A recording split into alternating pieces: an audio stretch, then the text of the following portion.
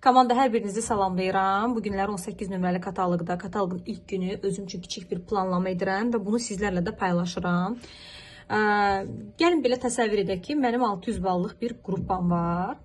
Və hər kəs öz potensialını, gücünü bilir. Mən nə qədər artım edə bilərəm? Məsələn, elə məsləhətçi var ki, o düşünür ki, daha doğrusu lider var ki, mən 400 bal artım edib 1000 bal ola bilərəm. Amma eləsi də var ki, bunu düşünmür. Tutalım ki, mən götürürəm ki, mən 200 bal artım edə bilərəm. Amma bir şərtlə ki, sən 200 bal artım edirsən, bax bu strukturu, var olan strukturu qorumaq şərti ilə.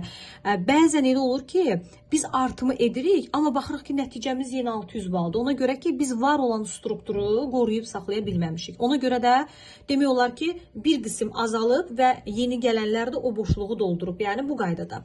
Ona görə də tutalım mənim məqsədim 18 nömrəli kataloqda 800 bal qrup həcmini toplamaqdır. Bunun üçün təbii ki, nə edəcəyik? Birinci oturub bu bizim məqsədimizdir. Yəni, bu bizim məqsədimizdir ki, biz 800 bal olmaq istəyirik. Və 200 ballı düşünürük ki, artım edə bilərik. Bunun üçün biz oturub düşünməliyik ki, 200 bal üçün bizə nə qədər yeni əməkdaş lazımdır? Gəlin 15 baldan götürsək, tutalım da. Bizə lazımdır 15 baldan götürsək, yəni ortalama sifariş vurmaqlarını. Çünki bəziləri 18 bal vurur, bəziləri 13 bal vurur. Ortalama 15 bal götürək və düşünək ki, bizə lazımdır təxminən 15 baldan, bizə lazımdır bir 13 və ya 14 yeni əməkdaş, düzdürmü? Bizim kataloqun ilk həftəsində mən hər zaman deyirəm, birinci həftəni maksimum dərəcədə rekruting eləyin. Çünki siz satış həftəsi deyil, hesabat etmirsiniz ki, kim nə qədər. Əsas fokusu komandanın sayını ayırmalısınız. Bu çox önəmli bir şeydir ki, mən birinci həftə, okey, təlimlərimi keçirəm, öyrədim təlimlərimi. Amma əsas fokusum, yəni mən bir həftə hansı istiqamətdə ən çox işləyim? Bir həftə işləyəcəyimiz istiqamət bax məhz olmalıdır yeni əməkdaşların komandamıza cəlb olunması. Təbii ki, mən artıq məqsəd qoydum ki, mənə 13 yeni əməkdaş lazımdır, düzümü? Və necə? Başlayıram üsullar axtarmağa. Hər adamın bacardığı daha gözəl bir üsul var. Bunu tapmaq lazımdır. Kimisi qrup linkləri vasitəsilə, kimisi əməkdaşların bu 600 ballıq qrupanın tərkibində əməkdaşlar var da, böyük bir say çoxluğumuz var və onların əli ilə yeni əməkdaşlar. Kimisi sosialda hər hansı bir video təqdimat çəkib, çağırış edir və ya bir məhsul təqdimat edir, kəşfətə düşür. Kim sosial şəbəkələrlə, yəni müxtəlif üsullarla şəbəkəsini başlayır böyütməyə. Hər kəsin üsulunu tapsın. Və o demək deyil ki, siz 3 üsulun üçün də işləməlisiniz. Mən hansını daha yaxşı bacarıram? Yəni məcbur deyilsiniz ki, siz qrup linkini öyrənəsiniz. Əgər siz əməkdaşlarınızın əli ilə yeni əməkdaşlar gətirə bilirsinizsə, sosial şəbəkədə çağırış edib yeni üzvlər dəvət edə bilirsinizsə, istəyir WhatsApp-ında, istəyir Instagramı, TikToku fərqi yoxdur. Hər kəsin öz üsulunu işləməlidir. Başqasının üsuluna qaçmayın. Və nə etdik? Tutalım ki, mən gətirdim 13 yaza bilmədim, 10 əməkdaş qeydiyyat elədim. Mənim elə qarşıda var da, 3 boşluğum var, onu da doldurmalıyam.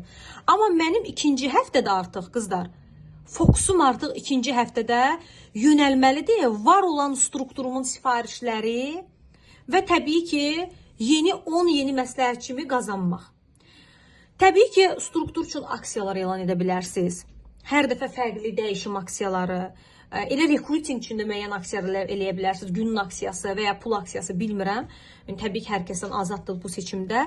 Yəni, ikinci həftədə də maksimum dərəcədə fokusunuzu verməlisiniz həmin bu əməkdaşların, var olan strukturunuzun və var faktiki olan əməkdaşların sifarişlərinin vurulmasına. Deyə bilərsiniz ki, ay Turayla, yaxşı, necə bir edək ki, bunlar sifariş vursunlar da, xanımlar, məsləhətçiyə qeydiyyat elədiniz, məsləhətçiyi belə buraxmaq olmaz. Davamlı onunla diyaloqda olmaq lazımdır. Getmini, sifariş vur da, o lazım deyil. Bax, al bunu paylaş, al filənkəsə kataloq göstər, narahat olmayın. Yəni, bilirsiniz, bəzən məsləhətçi vurur, get sifariş topla. Xeyr, sənin əgərləri 14 günün varsa, ən azından, nə bilim, bir gündən 14 gün ərzində 7 dəfə bu insana istiqamət verginən ki, bax, gedginən, indi status, hər gün status paylaş, nəzarət elə, yazın və təsəvvür edirsiniz, baxın, mən bu rütbədəyəm, bir dəqiqə göstərim sizə, görməm hesabatlarım var da, burada deyil, bu dəftərdədir. Yəni, hər dəfəsində mən kiçik bir komandam var da, yeni bir qrup bandı da, mən onu yazıram, qızları bir yazıram. Yəni, bax, mən ucu bilirəm ki, bu addımı qırıb, bu ikinci addımdadır. Bu da addımı qırıb. Bu da ikinci addımdadır, bu birinci addımdadır. İndi yenidən 18 nömrəli kataloqum var. Burada göstərim sizə. Hesabatını eləyəcəm. Və yenidən bir məsləhətçilərin adını yazıb onların hesabatlarını edəcəm. Və hər dəfə bu siyahıya baxanda mən baxıram ki, mənim aktivlərim bunlardır. Passivlərin heç birinin adını yazmamışam. Kim sifariş vurmursa mən onu niyə hesabat eləməliyəm ki? Səsim də videomda 5 dəqiqə oldu.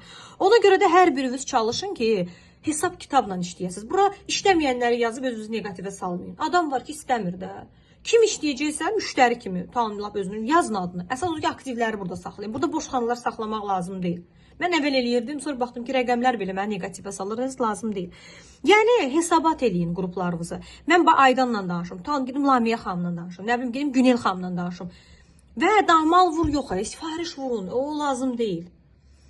Günel xanım, baxın alın bunu paylaşın. Günel xanım bu kataloqun PDF versiyası da paylaşın. Məzək gəlirdən zayt tapdım bunu. Yəni bu istiqamətdə olmalıdır ki, və adam görməlidir ki, sən bunun sifarişinin olması üçün davamlı bununla diyaloqdasan və davamlı bundan işləyirsən.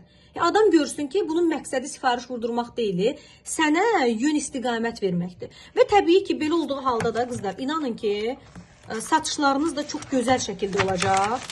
Mən hara yazıbım bunları? Yəni bu qaydada. Və siz ciddi çalışsaz, hər gün qrupaya nəzarət eləsəz, çox gözəl nəticələriniz olacaq. Sayınız da çox olacaq və bu gerdə qalan 3 nəfəri də bu digər günlər ərzində tapacaqsınız. Müştərilərinizlə, yəni yazdım, məsləhətçiyi belə qaldırır, elə olmalı deyil. Davamlı diyaloqda olmalısınız. Bir işdir də bu. Səhər açıldı, tam iş saatım 10-da başlayıb, saat 1-də tutalım çıxacağım ABD. Öynən özü üçün 18:00-a qədər tutalım ki, mən birbaşa məsləhətçilərlə işləməliyəm. Ondan sonra da yenə ailənizə, uşaqlarınıza vaxt ayırın. Gecə tutalım ki, nə bilim, saat 11, 12 özünüzü inkişaf elətdirin, kitablar oxuyun, təlimlər izləyin, yeni bir proqram öyrənin, sabah üçün bir material hazırlayın, sabahın planlamasını yazın. Belə işləməsək, o bilsin necə, yəni qarışıq bir sistemdə heç vaxt gözəl nəticələr əldə edə bilmərik. Hər kəsə uğurlar arzulayıram. Düzdür, bu özü də bir qarışıq oldu. Amma izah verə-verə etdim. Hər kəsə uğurlar arzulayıram və buradan sizə demək istəyirəm ki, planla işləyin. Plansız işləmək mümkün deyil.